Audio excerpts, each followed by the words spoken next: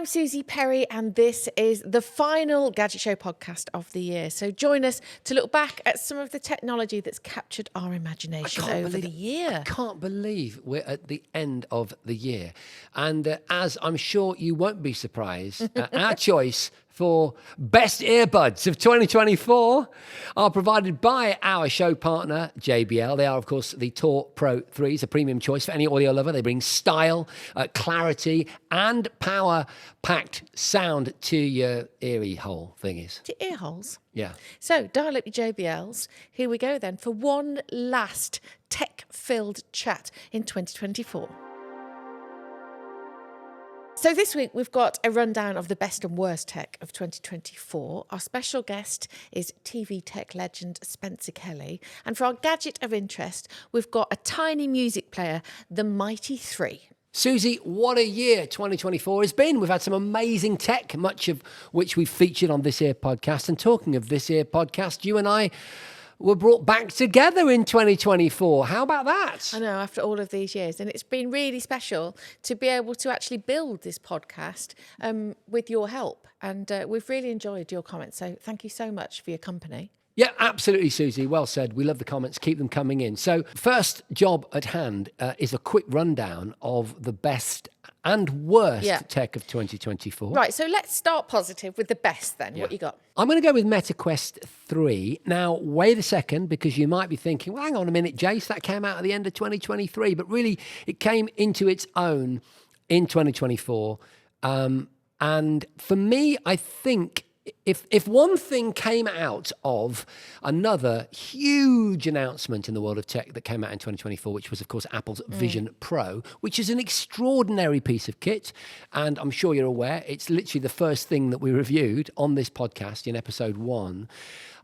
The message was that the MetaQuest 3 represents incredible value for money. Yeah. So while the Vision Pro is what you get with the kind of money, no object approach to product design, the MetaQuest 3 is what you get if you say, we want a really good, immersive, mixed reality experience with pass-through as well as full immersive VR, productivity, apps, really immersive gaming, multiplayer, all that sort of stuff that VR and mixed reality do so well. But we want it to be affordable for normal people, right? And also quite light Christmas on your head present money. as well. Yeah, lightweight and subject to a constant stream of really quite game-changing updates.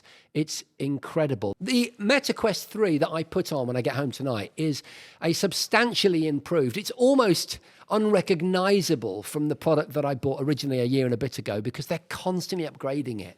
And I love that. It feels like really good value for money and a really good approach to customer service. And I should make mention of the MetaQuest 3S, which of course is there slightly less expensive.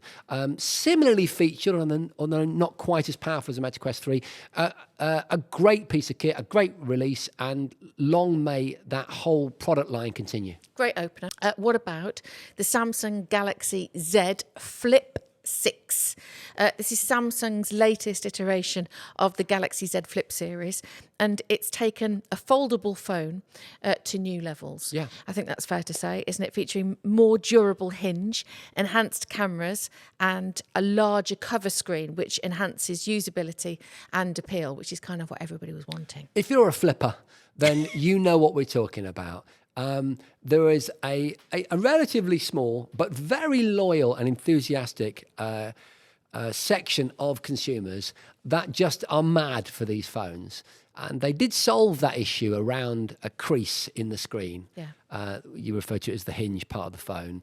And there's a number of really interesting kind of productivity, entertainment features that particular phone can deliver by virtue of it being a flip phone. So yeah, it's a really interesting product category, quite niche, but I think it deserves a place in some of the best of 2024. Yeah, so we'll put that on our pedestal. What else you got?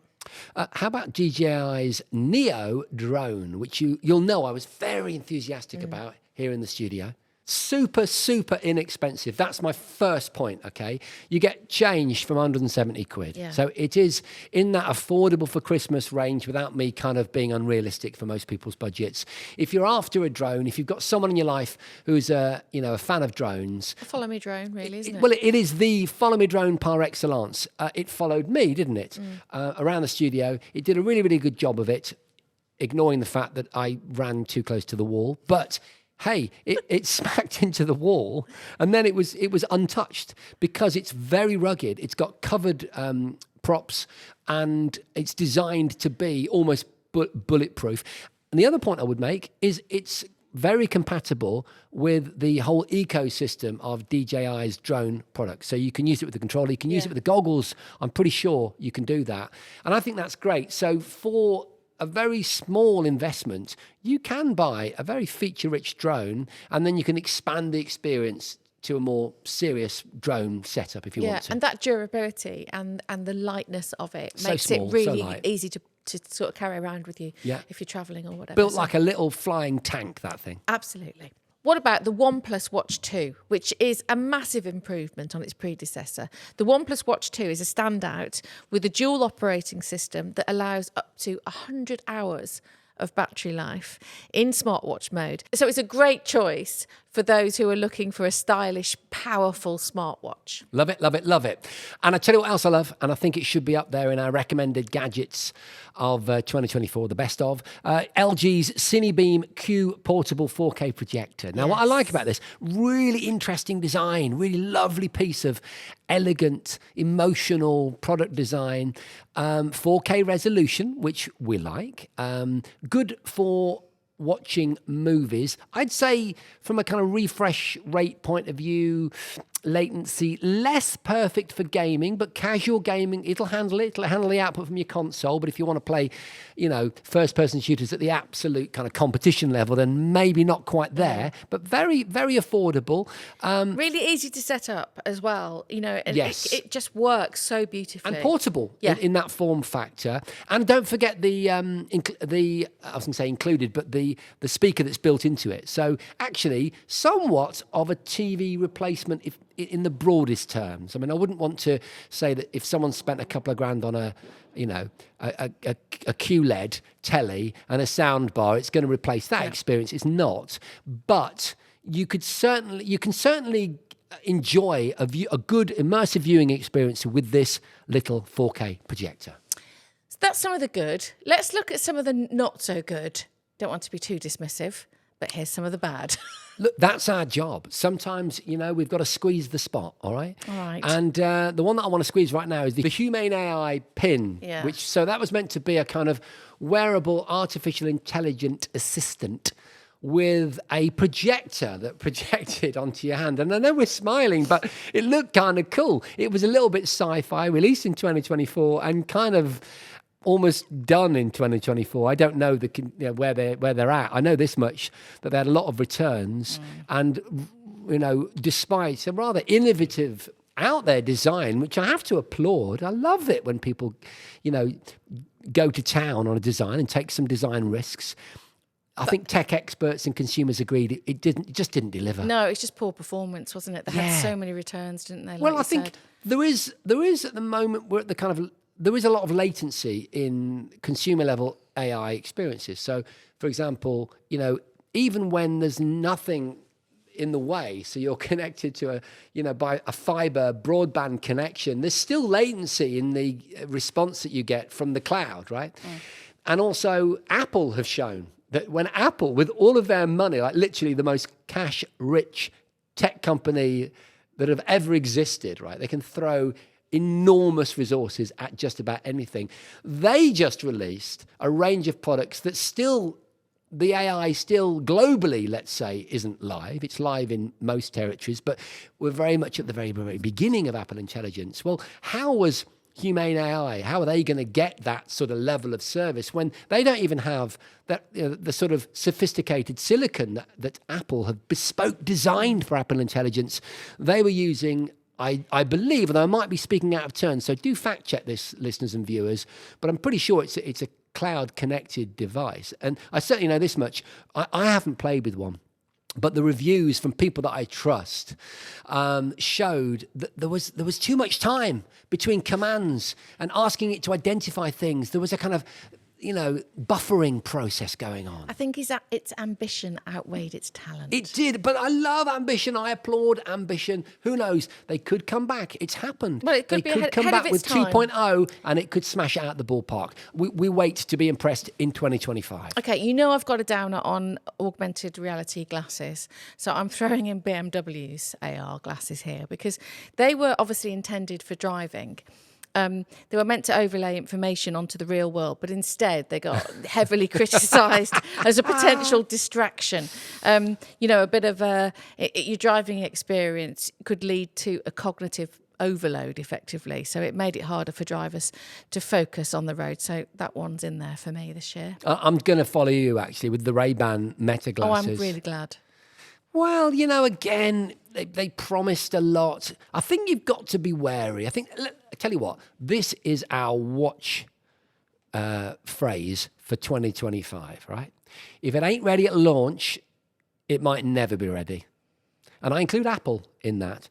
The Ray-Ban glasses, I remember... that's why they've changed their ethos, because they want to be ready for their launch. Yeah, yeah. So they're not launching everything together. That's what I'm saying. That's why they've right. staggered I things understand now. what you mean They're now. launching stuff when it's ready. Yeah, the Ray-Ban Meta glasses, were meant to identify things when you looked at them and all that sort of stuff.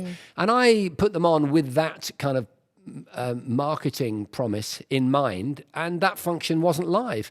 Now, I'm going to put a little notation in here and say that if I put them on now, they might have unlocked that feature, right? But the reason that I think we need to put them in the not so successful category of gadgets for 2024 is because they didn't do it out of the box. And I think this is a worrying trend, and we need to stamp it out. We need to say to manufacturers, if it ain't ready, don't tell me, don't build my expectation. I think there was a lack of social acceptance as well. I don't think the market's quite ready yet. For those of us with cameras in our glasses, yes. Yeah. So there's some good and some bad. But Yeah. I think overall it's fair to say that 2024 has been a great year for consumer technology. And here's to whatever's going to come in 2025. I can't believe we're talking about 2025. It's like living in a science fiction movie. So, for our guest this week, we've got a TV legend who is, in fact, a former Gadget Show presenter. Yeah, and has spent, not a lot of people know that. I know, nearly 20 years presenting, you'll know this, on BBC's flagship tech programme, Click. Ladies and gentlemen, it is, of course, Spencer Kelly. Oh, we have sound effects. How yeah. brilliant. Oh yeah, we've got the works here. Can I very reach over? low-tech, Can I reach over and hit those randomly, or is At that any point, you just against protocol? make your piggy yourself. Enjoy it.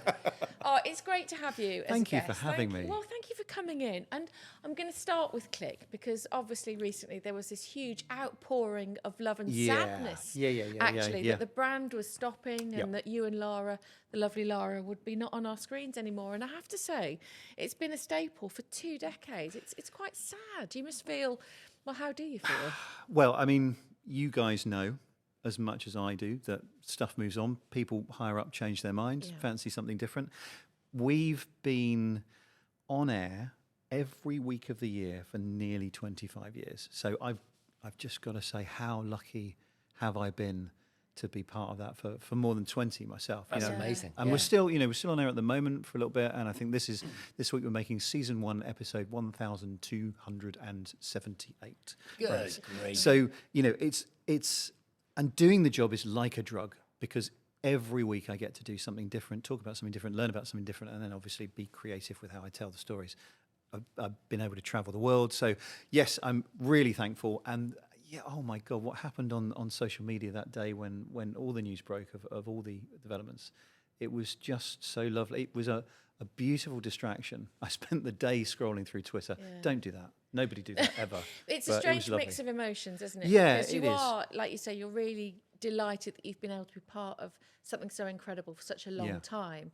But there's always the sadness when something ends because, things are moving on. But let's extract the positives. Well, I'll tell you my one positives. positive. I can tell you a positive. People aren't going to come up to me and say, oh, you're that guy off the telly, aren't you? The texture. Yeah, click. I'm sorry. So that's the because bonus. we clearly look the same, don't we? Yeah, we do. I tell you what, my memory of Spencer is I was very fortunate and honoured to be asked to present you, I don't know if you remember this, with your Oh, my T3 Personality of the Year award. I went up on stage. I've got one of those. Yeah. They managed to find a personality in me. How about that? No, it's great. It's quite a gong, that, as well, isn't it? It's thick a piece of metal. massive. I mean, if ever there was an intruder in my house, Yeah. I would choose Death that to by take him down. T3 award. Yeah, and I mean, it was just a beautiful bit of recognition. And I took two people along to the dinner with me, and I didn't tell them that I'd won, 'cause I knew I'd won beforehand. I don't know if I'm giving any secrets Oh, away. I didn't know. I didn't know either. I was, Oh, I was right. in the bathroom. Someone had to come and get me. It's all very... Oh, it sounds more and more of a fix all the time now. I'm saying I No, knew about it. but I tell you,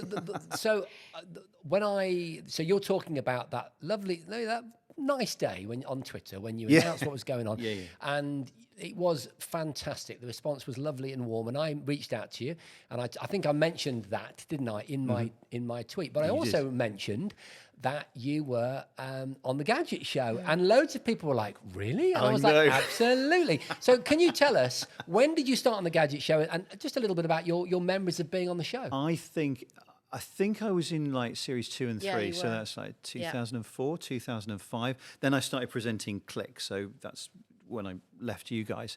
And the guys here actually sent me some YouTube links of some of the stuff, and it took me 2 days to summon up the courage to actually watch any of them because I thought I was going to cringe myself inside out. But actually, we did some good stuff. I'm quite proud. I mean, the people at North One, they handled the scripts and were on me saying, no, we're going to make this simpler and whatever, because my job was to explain really complicated stuff, which I love doing. And so how does sat-nav work? I watched the one recently where how does a barcode work? And I confidently predicted that barcodes were about to be replaced by RFID tags on all your shopping. Nice one. So that went well. They sent me to France to explain about how you could download songs at a lower price in France, and do you know what? I remember that one. Do you? I do. Strangely enough. So again, they sent me the link. I watched it, and I watched myself walking up to French people on the streets of probably Calais, doing joke French accents and language to them. Show. I would be,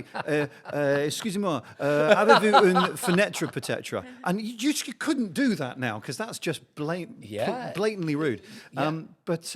And of course, you think now music downloads, they've gone, and we're streaming everything, and it's all far, far more universal now. No, that's the great thing about the Gadget Show library, isn't it? Is that you get to look at the historical sort of journey It's we've a been on. whole plotted history of consumer technology, really, if And you look back. Every so often there is a milestone and the world changes. And whether it's like the iPhone, which I think was the turning point, wasn't the first smartphone, but in the stuff that I was watching from 2004, 2005, the type of phones that we were featuring, were not big touchscreens. And I remember on Click around the same time, or when I joined there, we're talking about the fact that phones technically can do more and more. They're adding games, they're adding calendars, they're adding all this. But there was no way to control them apart from that 12D keypad, I think it's called. You could see the technology was waiting for a milestone, and then along came the iPhone, and it just changed the world. Do you know what it was waiting for? It was waiting for two presenters to have to jump off a bridge to test physical buttons against a touchscreen device. I mean, that is Steve Jobs I believe in his autobiography. Did he write one? Yeah, he did. Thanks you for doing that. He genuinely said, I was looking for a way to market this idea, and then along came this bungee thing. Jason and Suzi. I think the thing personally about Click and the Gadget Show, because they worked, I think, in really good harmony together. Yeah. Very, very different formats. Ours was, had information, but it was also quite jokey and a lot of fun and wild, entertainment driven. Whereas, I think yours was more fact based. Yeah. And a little bit more future techy as well. Exactly than we were. Perhaps. Yeah, you were testing the latest stuff by jumping off bridges and whatever.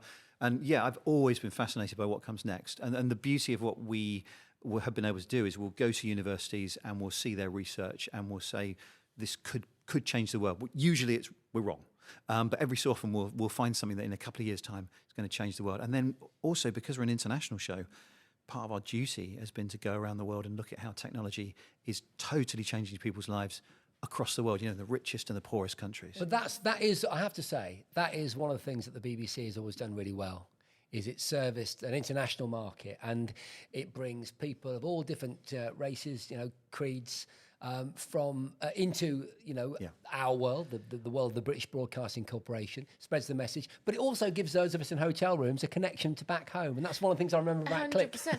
But it did. It had to, didn't it? Really, because it was on BBC World. Yeah. So it's a global audience, whereas obviously Gadget Show was UK based. Yeah. But yeah, you're right. Wherever I was in the world, you'd switch on BBC World, and they there would I be, blooming was. There's Spencer and Lara Yeah, doing their true. thing, and it was a really lovely connection back. But when you're doing a show like that, and over a long period of time, there are standout moments. Yeah, that you have, yeah, and they can yeah. involve anything. So if you could share some of yours with us, we would love that. Okay, so as I said, 1,278 episodes so far, and still counting.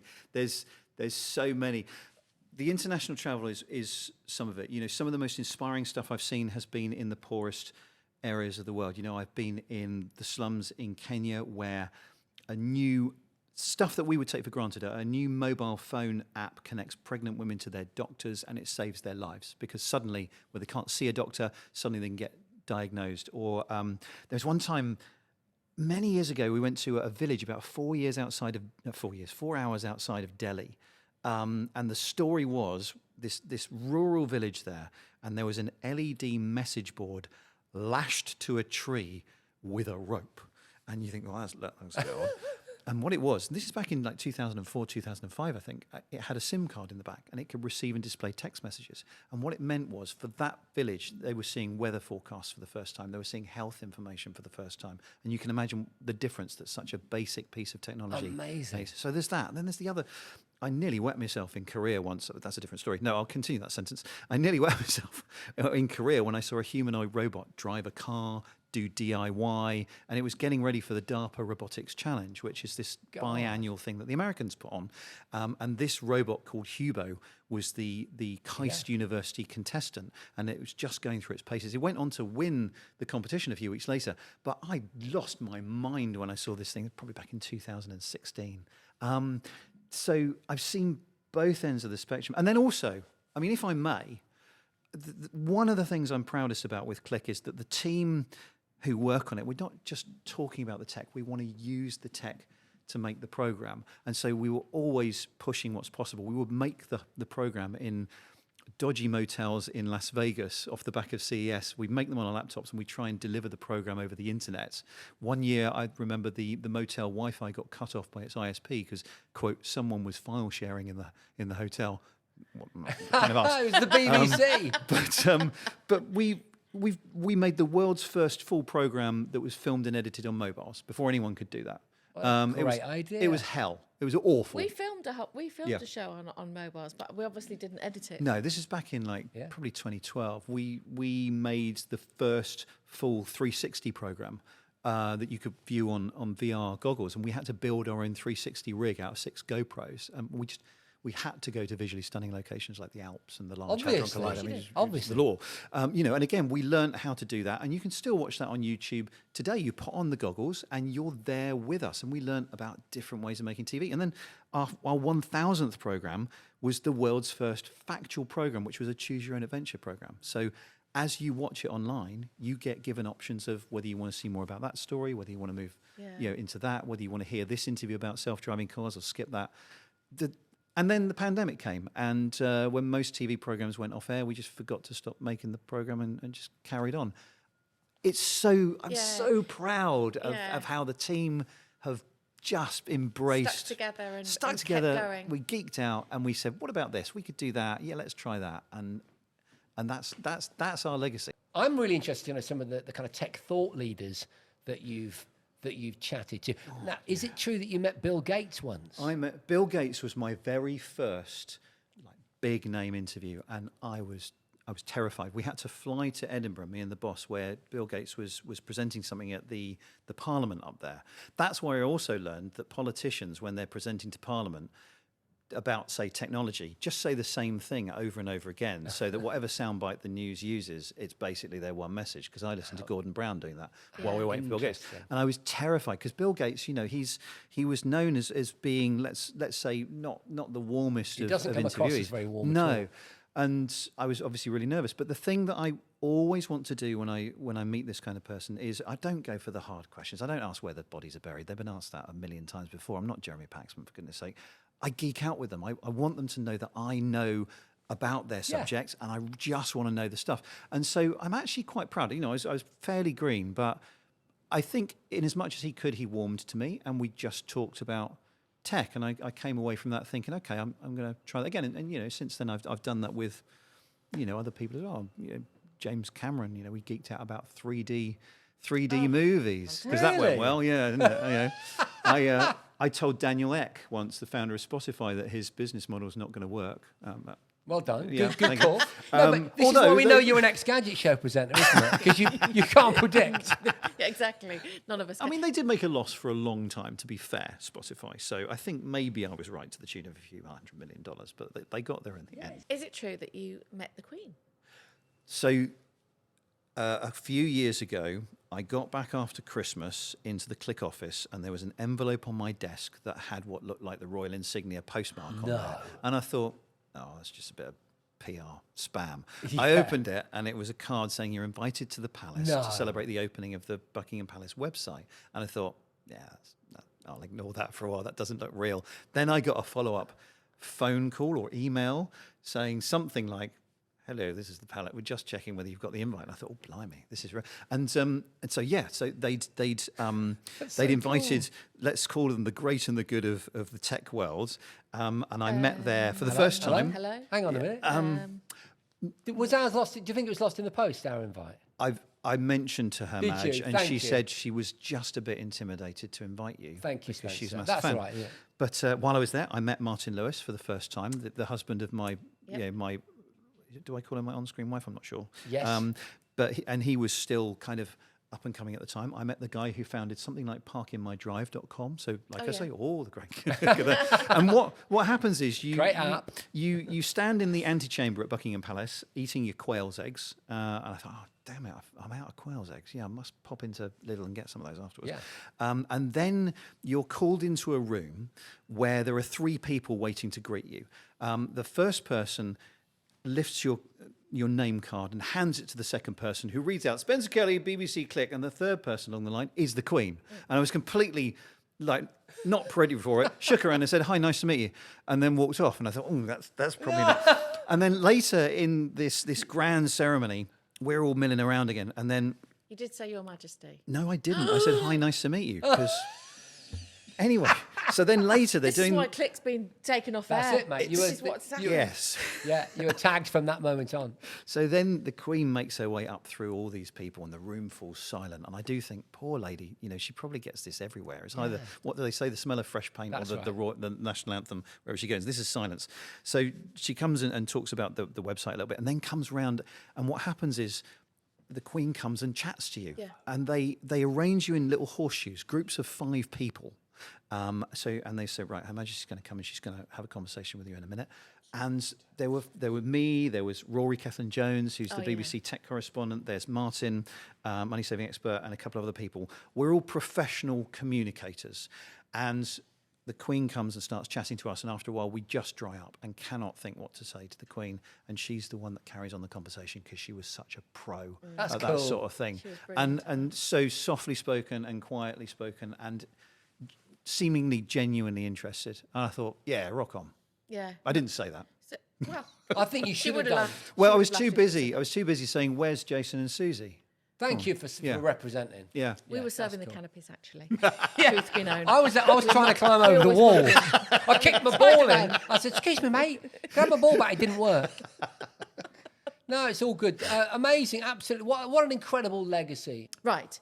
A final question Mm-hmm. for you, Spence. If you could influence the next big project for a tech company, can you put your finger on what it might be and why? Oh, my word. I probably should have given you this That is before a to great think question. about. But yeah, that will take us into the mind of Spencer Kelly, I think. You don't want to go there. It's for a start, it's very cramped, and it's a bit funky and not in a good way. Well, that's all right. I think I'm really passionate about, and I will say AI, but it's not the AI that everyone's going crazy about these days. I mean, everyone's talking about AI now because it's finally behaving like it does in the sci-fi movies. You can talk to it, right? Whereas AI's been around for a lot longer, and in all the talks I do, when I do these events and stuff, I try and make sure people understand that AI is not ChatGPT. That's a tiny bit of it. AI is bigger than that. I really want somehow for big data and AI to have access to enough health information in a way that we trust, where it can, let's say, cure cancer or Alzheimer's, because it's impossible for human doctors to see enough patterns about the people who do and don't get Alzheimer's. It's impossible for human doctors to see that. Give as much information as you can to a computer, a massive computer, and it may spot a pattern. And I'll be ridiculous about this, but it was people born in the summer who mainly eat a diet of cucumbers, who live in the southern hemisphere, that don't get Alzheimer's or something like that. It's not that. Yeah. They might spot patterns, and that's how we might cure diseases or prevent diseases. And I think that application of AI, we shouldn't be afraid of it. That's the bit that it's impossible for humans to do, and that's the bit where we can quote, make the world a better place. There's a great example that I saw recently, and it was a computer vision exercise, big, large data sets, like you say, and it was images of Mayan. What are those shapes that they used to make in great big, like spiders? Yeah, and the massive things that were so huge. Shapes in the land. The temples. But, no actual sort of drawings of animals and things like that. Oh, okay. And they would be, animals. miles long or something? Yeah, that's right. And we started to see them through satellites. But they gave these images in various forms to an AI. And it literally discovered hundreds of Mayan images that had never been seen before from satellite said, that data. looks a little bit like a monkey. Check that out. Yeah, and they went there, and sure enough, it was a monkey. Yeah, it was absolutely amazing. Yeah. So I should have said discovery of more Mayan monkeys when I wanted the. There is next that, but I think maybe cat cancer's a more important target, Spencer. There's the health side of this, which whether it's you're curing diseases or managing to keep people healthier for longer, which is something Lara, my co-host, is very passionate about, increasing your health span rather than your lifespan. So learning how to be healthier for more of your life. And be able to live a really, really good long life. Yeah. Yeah, Spencer, that's a fantastic, lovely answer. I really like that. Thank you so much for coming in. Thank you so much for asking. It's been gorgeous to talk to you, and good luck with whatever comes next. Oh, thank you very much. Thanks, Spencer. Yeah. Right, for this week's Gadget of Interest, we have got this little box. So I'm holding at something that looks remarkably like the iPod Shuffle. It looks just like an iPod Shuffle, but a kind of upgraded, refreshed look with what is that, like a blue colour? This is actually a lavender colour. It comes in lavender, aqua and black. And it's called the Mighty 3 music player. So basically, it's a compact and versatile little device. It would use if you were going out for a run or any of your sports. So you can download your music or your podcasts, whatever. That's the thing, isn't it? It's an offline music player. Yeah, that's exactly. the headline, because I don't know about you, but there is a bit of a movement to leave your phone at home. There's a bit of a no because screen. People are nicking them. Yeah. Well, we didn't include in our Christmas show. Yeah, I bought it for Otis's Secret Santa present. Yeah, the Whoop 4, which of course is a health tracker watch with no screen. You don't need your phone in real time if you want to check what's going on with your vitals. Then you need your phone. But the great thing about it is it records all that information, and when you get home, you can check it out, right? And there is something of a movement to leave your phone at home. I'm not saying it's a great big thing that everyone's doing, but I think we're all aware of how distracting screens are. This is nice. So you can grab your offline Amazon Music or Spotify content and take it with you. 8 gig, so about 1,000 songs it holds. So that's 5 hours of battery. No one's running that long. Well, I probably would if I did half a marathon or even 10K. It might take me 5 hours. No, I'm just kidding. Me too. But it is a great little thing if you don't want to have your phone with you, because they're heavy. You don't want to run with a phone, really. I tell you what I like about it. Is it got I'm looking on the top, 3.5mm jack. Yeah, it has. I love it. Yeah. I love it because I've still got loads of headphones with jacks that I don't use anymore. So if you name all your playlists, it's got a little button where if you press it, it'll tell you where you are in your library. That's clever. And Quite a nice little voice. And I was thinking, because it's just ahead of Christmas, if you haven't been out Christmas shopping yet, this might be quite a nice thing for your significant other. Yeah. Or for yourself. Yeah. I was thinking the latter. There we go. It's a really good offering, and I'm really pleased that we're mentioning it. It's a little bit novel. Yeah, best price I found is 115 quid. That's what good. do you make of that? Do you think that's all right? I think that's a little bit pricey. I do. Yeah. I know what you mean. Maybe the market though, that sort of young professionals, jogging, going to the gym, that sort of thing. It's an affordable amount of money. I'm not saying it's not a small amount. But you can see where the market is without the iPod Shuffle now or anything. It seems to have replaced that. I guess everybody's thinking of watches, but just for your music, purely for your music, it's a nice little device, isn't it? Well done to the Mighty Three. And with that, we've come to the end of our final Gadget Show podcast of 2024. It's been an amazing year, Suzi Perry. Full of memorable moments. Oh, it has. And as we head into 2025, if you're looking for a game-changing audio experience, we cannot recommend these earbuds enough. The JBL Tour Pro 3s. We love them. Premium sound quality, advanced noise cancelling, and a truly immersive listening experience. I was going to say all of that. Yeah, elevate Thank your you. listening experience. So grab yourselves a pair, have yourself a happy Christmas and a wonderful New Year, and we'll see you on the other side. We'll look forward to it. See you on the other side. The Gadget Show podcast with Jason and Suzi was presented by Jason Bradbury and Suzi Perry off the telly. It was produced by Ewan Keel and Tom Clint and is a North One production.